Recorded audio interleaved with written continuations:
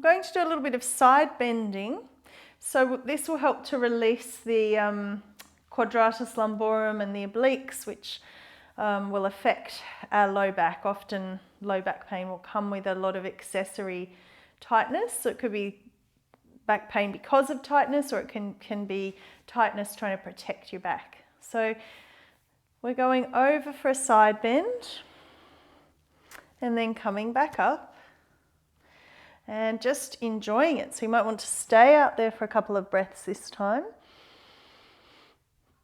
Trying to keep my sitting bone down on the opposite side from the roller here and letting all of this flesh lengthen and stretch over and then coming up. And we'll just do that one more time, coming over, holding for a couple of breaths.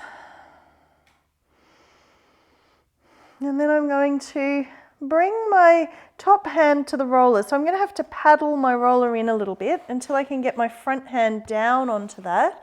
And I want to come in enough that I can sit this opposite sit bone on the floor, the front hand heavy. And I want to be very rounded in my back. So rather than just going right out as far as you can, think of the process of curling head down, sitting the outside sit bone into the mat, keeping the front hand heavy, trying to draw the belly backward, trying to send the belly back into the low back, the ribs, front ribs back towards the back ribs, and then just come in, and we'll take it out a few more times. So rolling to press out and pull back in, and rolling to press out, front hand trying to stay heavy. And last one, and back in. And then before we swap sides, we're going to swap legs. So you're going to swap your legs the other way. Roller comes across, and we're ready for the new side. So we come over, side bending, and back. Try to keep your outer sit bone heavy, grounded as you reach your spine up and over and back. It took me a long time to be okay with just going as far as I need. I think I always felt like I had to go somewhere. You don't have to go anywhere. We can just stay right here and we'll actually get a better stretch. The body will release more when it has a place of resting.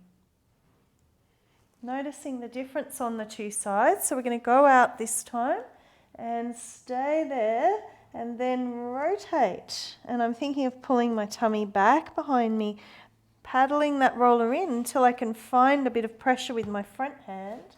And then I'm sending the roller out, really bringing head down, nose towards sternum, and then coming back in. Pressing out with a heavy front hand and bringing it back.